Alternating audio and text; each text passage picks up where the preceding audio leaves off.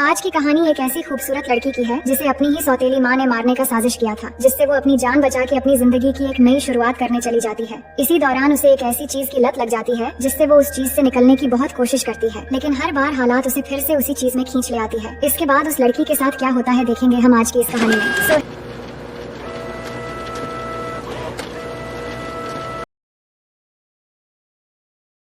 कहानी की शुरुआत क्लेयर नाम की एक प्यारी सी लड़की से होती है जो सुबह सुबह जॉगिंग करती हुई नजर आती है। जॉगिंग खत्म करके वो नहाने चली जाती है। क्लेयर बहुत ही खूबसूरत और सिंपल सी लड़की है। अब नहाने के बाद वो होटल जाकर अपनी सौतेली माँ मिस मॉड से मिलती है। दरअसल ये होटल क्लेयर के डैड का था जिनकी मौत हो चुकी है और सालों पहले उसकी माँ भी एक कार एक्सीडेंट में मारी गई थी। अब मिस मॉड इस होटल की जिम्मेदारियाँ उठाती है और क्लेयर उनकी हर तरह से मदद करती है और उनकी हर बात मानती है। मिस मॉड उसे प्यार से देखती है और कहती है, तुम मेरी अपनी बेटी जैसी हो, बहुत ही यंग और ब्यूटीफुल। अपनी जिंदगी को खुलकर जियो और इसे पूरी तरह एंजॉय करो। इसके बाद हम क्लेयर को काम करते हुए देखते हैं। तभी वहाँ बर्नार्ड नाम का एक आदमी आता है जो असल में मिस मॉड का बॉयफ्रेंड है। वो क्लेयर की हालचाल पूछता है और कहता है, मुझे तुमसे कुछ बात करनी है। वहीं ऊपर से मॉड ये सब देख रही होती है। अब यहाँ इस सीन को याद रखते हुए कहानी में बने रहना, क्योंकि स्टोरी का मेन फैक्ट आपको यहीं से समझ आएगा। अब सीन यहाँ शिफ्ट होता है जहाँ रात के समय काम खत्म करके क्लेयर अपने घर पहुँचती है और नहाकर फ्रेश होने के बाद सो जाती है। फिर अगली सुबह वो जॉगिंग के लिए निकलती है, लेकिन कुछ दूर जाने के बाद अचानक एक किडनैपर आकर उसे पकड़कर गाड़ी की डिक्की में बंद कर देता है और उसे किडनैप करके कार से पहाड़ी के रास्ते से होते हुए जंगल की तरफ जाने लगता है। हम देखते हैं ये कार एक लड़की चला रही होती है, लेकिन काफी दूर जाने के बाद अचानक एक जानवर सामने आ जाने की वजह से एक्सीडेंट हो जाता है और कार एक पेड़ से टकरा जाती है। इसके बाद क्लेयर को देखते हैं जो कार से निकलकर जंगल की तरफ भागना शुरू कर देती है,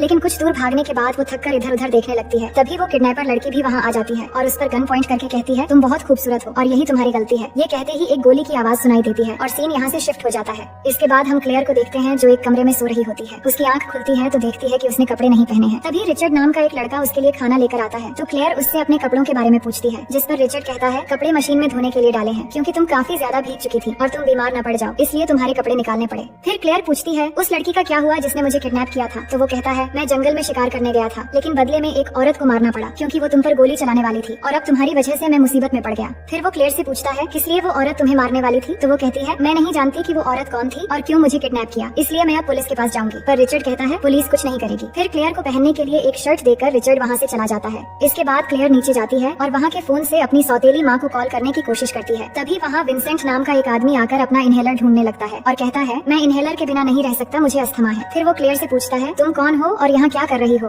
तो क्लेयर कहती है, मुझे कुछ पता नहीं। इस पर वो बोलता है, ठीक है, मत बताओ, असल में मेरा डॉग बीमार है, क्या तुम इसे पकड़ने में मदद करोगी? तो क्लेयर उसकी मदद करती है। अब आगे क्लेयर को देखते हैं जो सोफे पर सोई हुई थी। तभी वहाँ एक लड़का आता है और पूछता है, तुम कौन हो? इससे क्लेयर चौंक जाती है कि रिचर्ड ऐसे क्यों पूछ रहा है। फिर वो देखती है कि रिचर्ड का एक जुड़वा भाई भी है जो बिल्कुल उसी की तरह दिखता है और उसका नाम फ्रांसिस होता है। अब रिचर्ड क्लेयर से कहता है, तुम्हें यहाँ से जाना होगा क्योंकि जो तुम्हें मारना चाहते थे वो यहाँ भी आ सकते हैं। इस पर वो कहती है, कोई नहीं जानता कि मैं यहाँ पर हूँ, और उसे रिक्वेस्ट करने लगती है, मुझे बस कुछ और दिन यहाँ रहने दो, क्योंकि वो बहुत डर गई थी। लेकिन रिचर्ड नहीं मानता और चिल्लाकर कहता है, मैंने कहा ना यहाँ से चली जाओ। इतने में क्लेयर उसे थप्पड़ मार देती है, लेकिन फिर उसे किस करने लगती है। असल में क्लेयर कुछ भी करके यहाँ पर रुकना चाहती थी। अब अगली सुबह जब क्लेयर उठती है तो दोनों भाई घर पर नहीं थे। वो बाहर आती है तो उसे विंसेंट मिलता है जो अपने डॉग को डॉक्टर के पास ले जाने वाला था, तो वो भी उसके साथ चली जाती है। दोनों सैम नाम के एक डॉक्टर के पास पहुँचते हैं जहाँ डॉक्टर डॉग को चेक करके कहता है, इसे कुछ नहीं हुआ है, मुझे अभी कहीं जाना है तो कल मैं घर आकर इसे फिर से चेक करूंगा। डॉक्टर क्लेयर से भी पूछता है, क्या तुम भी वही रहती हो उन दोनों जुड़वा भाइयों के साथ? तो क्लेयर कहती है कि हाँ, मैं वही रहती हूँ। इसके बाद दोनों घर वापस आने लगते हैं तो विंसेंट उसे ड्रिंक के लिए पूछता है, जिस पर क्लेयर मान जाती है। लेकिन पहले वो रास्ते में एक बुक स्टोर पर जाते हैं जहाँ उन्हें बुक स्टोर ओनर चार्ल्स और एक चर्च के फादर गिलबॉर्ड मिलते हैं। चार्ल्स यहाँ क्लेयर की खूबसूरती की तारीफ करने लगता है और उन्हें किताबें दिखाता है। फिर बुक खरीदने के बाद क्लेयर और विंसेंट ड्रिंक्स करने जाते हैं और एक दूसरे के बारे में बातें करने लगते हैं।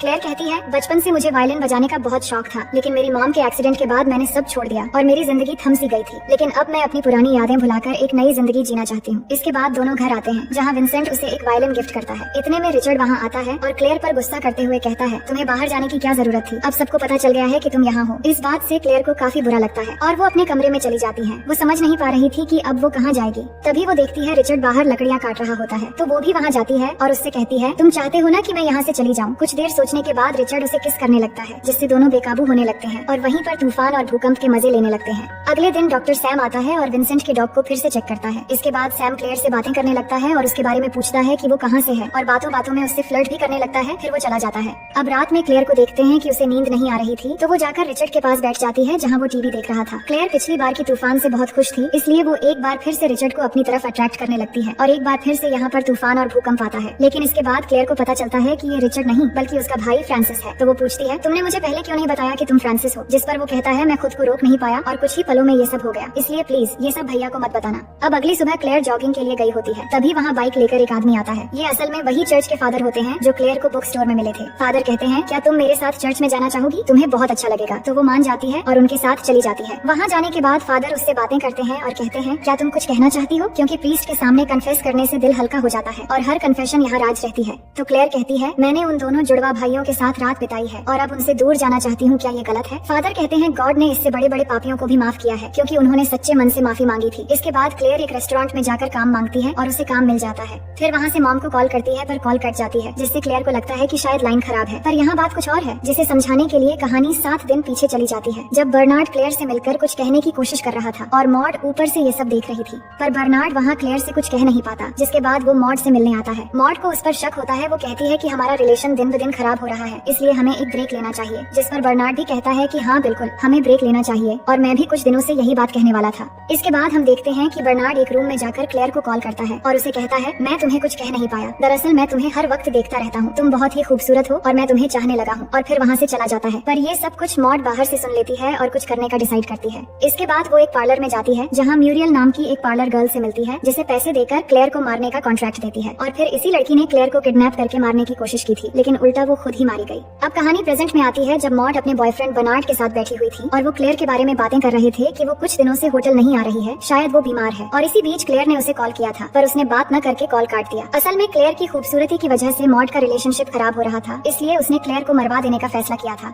वहीं अब क्लेयर रेस्टोरेंट में काम करना शुरू कर चुकी थी और वहाँ काफी लोगों से उसकी जान पहचान भी बढ़ गई थी। अब रेस्टोरेंट में वही बुक स्टोर ओनर चार्ल्स अपने बेटे क्लीमेंट के साथ होता है और क्लेयर से कहता है ये मेरा बेटा है जो कराटे सिखाता है और ये बहुत ही अच्छा लड़का है। अब यहाँ पर डॉक्टर सैम भी होता है, तो क्लेयर उससे बातें करने लगती है। सैम कहता है कि मैंने एक सपना देखा जिसमें हम दोनों एक साथ थे। दरअसल सैम उसे मन ही मन पसंद करने लगा था और उसे इम्प्रेस करने की कोशिश कर रहा था। इसके बाद सैम उसे क्लब में जाने के लिए इनवाइट करता है, तो क्लेयर भी जाने के लिए मान जाती है। अब आगे हम दोनों को क्लब में डांस करते हुए देखते हैं, जिस दौरान एक आदमी आकर क्लेयर से बदतमीजी से बात करते हुए साथ चलने को कहता है, पर सैम गुस्से में उसे धक्का देकर दूर रहने के लिए कहता है। इससे वो आदमी गुस्सा होकर सैम को मारने वाला होता है। इतने में वहाँ क्लीमेंट आकर एक लात मारकर उस आदमी को नीचे गिरा देता है और फिर वहाँ से चला जाता है। इसके बाद सैम क्लेयर को कार से घर ड्रॉप करने जा रहा था। अब रास्ते में क्लेयर सैम की तारीफ करने लगती है क्योंकि सैम ने उसके लिए एक आदमी से झगड़ा किया था, इसलिए वो उसे कहती है कि तुम एक बहुत अच्छा इंसान हो। जो सुनते ही सैम जंगल के बीच एक जगह गाड़ी रोक देता है। अब यहाँ पर क्लेयर सैम को अपनी तरफ एक बार फिर से अट्रैक्ट करने लगती है। अब दिन ब दिन क्लेयर तूफान की तरफ कुछ ज्यादा ही अट्रैक्ट होती जा रही थी। फिर क्या होना था, सैम खुद को रोक नहीं पाता और दोनों वहीं पे कार के अंदर तूफान और भूकंप के मजे लेने लगते हैं। उनकी आवाज सुनकर वहाँ पर बहुत सारे जंगली जानवर आकर उन्हें देखने लगते हैं। अब अगले दिन मॉड को देखते हैं, जो उसी रेस्टोरेंट के सामने पहुँच जाती है जहाँ क्लेयर काम करती है, क्योंकि उस कॉल के बाद उसे पता चल चुका था कि क्लेयर अभी भी जिंदा है। इसके बाद वो जाकर बुक स्टोर ओनर चार्ल्स से मिलती है और उससे पूछती है क्या यहाँ पर कोई जगह है जहाँ मैं रुक सकती हूँ। तो चार्ल्स उसे चर्च का पता बताता है कि वहाँ बहुत सारे कमरे खाली हैं, आप वहाँ रुक सकती हैं।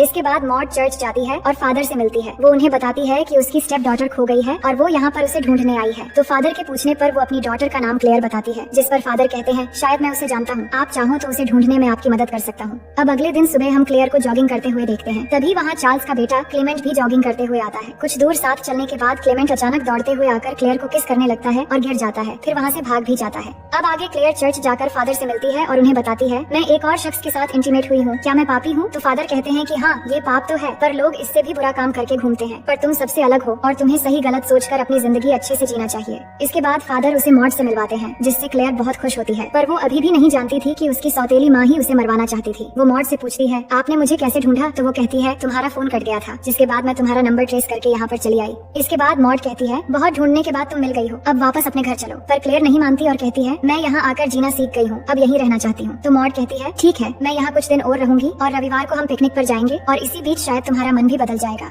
अब आगे जब क्लेयर रेस्टोरेंट में होती है तो वहाँ चार्ल्स आता है और कहता है मेरा तुमसे बात करना मेरे बेटे को गलत लगता है और वो मुझे जज करने लगा है। अब तुम ही बताओ क्या मैंने कभी तुम्हारे साथ कोई बदतमीजी की है। तो क्लेयर कहती है नहीं, वो गलत समझ रहा है, पर आप चिंता मत करो, मैं उससे मिलकर समझा दूंगी। इसके बाद क्लेयर जाकर क्लेमेंट से मिलती है। दरअसल क्लेमेंट एक शाई टाइप का लड़का होता है और यहाँ क्लेयर उसे समझाती है और एक किस करके वहाँ से चली जाती है। वहीं मॉड को देखते हैं जो एक एप्पल में पॉइजन इंजेक्ट करती है। फिर अगले दिन रविवार को क्लेयर को लेकर एक झरने के पास पिकनिक के लिए जाती है। यहाँ पर इनके अलावा कोई नहीं होता, दोनों बातें करते हैं और इसी बीच मॉड वही पॉइजन वाला एप्पल क्लेयर को देती है। लेकिन जब क्लेयर एप्पल खाने वाली होती है तभी वहाँ क्लेमेंट आ जाता है और बहाना करता है कि वो यहाँ फिशिंग करने आया था। तो क्लेयर उसे भी शामिल होने के लिए कहती है और उसे खाने के लिए वो एप्पल देती है, पर मॉड उसे रोक लेती है और कहती है मुझे अच्छा नहीं लगता कोई आकर किसी का पिकनिक खराब करे। असल में क्लेयर को मारने का प्लान खराब हो रहा था। ये सुनकर क्लेमेंट वहाँ से चला जाता जाता है, जिससे क्लेयर मॉड पर नाराज हो जाती है और पॉइजन वाला एप्पल रखकर वो भी यहाँ से चली जाती है। इसके बाद क्लेयर और क्लेमेंट को एक साथ नहाते हुए देखते हैं, जो बहुत मस्ती कर रहे होते हैं। अब जंगल में बारिश भी होने लगती है और वो एक दूसरे को किस करते हैं। इसके बाद क्लेयर क्लेमेंट के साथ भी तूफान के मजे लेने लगती है और ये सब मॉड दूर से देख रही होती है। अब मॉड अपने बॉयफ्रेंड बर्नार्ड को बताती है कि क्लेयर पूरी तरह बदल गई है और यहाँ एक लड़के के साथ उसका अफेयर भी है। अब रात में क्लेयर एक पार्टी में होती है और वो सभी दोस्तों के साथ वहाँ पर डांस कर रही होती है। इतने में मॉड भी उस पार्टी में पहुँचती है और देखती है कि क्लेयर सबके साथ डांस करते हुए बहुत एंजॉय कर रही है, पर अब भी वो उसे मारना चाहती थी, इसलिए ड्रिंक लेकर आती है और एक ग्लास में पॉइजन मिलाकर क्लेयर को देने के लिए ले जाने लगती है। तभी क्लेमेंट के धक्के से वो पॉइजन वाला ड्रिंक गिर जाता है, लेकिन मॉड फिर भी नहीं रुकती। वो दूसरा ड्रिंक लेकर क्लेयर के पास आती है और इस बार उसे ड्रिंक पिलाने में कामयाब हो जाती है। इसके बाद वो क्लेयर के साथ डांस करने लगती है और कुछ ही देर में क्लेयर को चक्कर आने लगते हैं। इसी मौके से मॉड क्लेयर को संभालने के बहाने बाहर ले आती है और वहाँ से निकलकर गाड़ी से पहाड़ी के रास्ते से होते हुए ले जाने लगती है। काफी दूर जाने के बाद मॉड क्लेयर से कहती है, तुमने मेरे इकलौते चाहने वाले को छीन लिया, इसकी सजा तुम्हें जरूर मिलेगी। ये कहकर मॉड चलती हुई कार का दरवाजा खोलकर क्लेयर को पहाड़ी के नीचे गिरा देती है। फिर वो कार रोककर देखती है कि क्लेयर मरी है या नहीं, और यहाँ हम भी क्लेयर को पहाड़ी के नीचे पड़े हुए देखते हैं। इसके बाद मॉड एक चर्च में जाती है और प्रेयर करने के लिए कैंडल जलाने लगती है। तभी उसके कपड़ों में आग लग जाती है, जिससे जलकर वहीं पर उसकी मौत हो जाती है। अब कहानी के आखिर में क्लेयर को हॉस्पिटल में दिखाया जाता है। वो होश में आती है और फादर के साथ उसकी सभी दोस्तों को अपने सामने देखती है। दरअसल उन्होंने क्लेयर को वहाँ से बचा लिया था। क्लेयर सबको देखकर एक प्यारी सी मुस्कान देती है और इसी के साथ कहानी यहीं पर खत्म हो जाती है। तो दोस्तों, मैं उम्मीद करती हूँ कि ये कहानी आपको बेहद पसंद आएगी और अगर आप हमारे चैनल में पहली बार आए हैं तो वीडियो को लाइक करके चैनल को सब्सक्राइब कर लीजिए।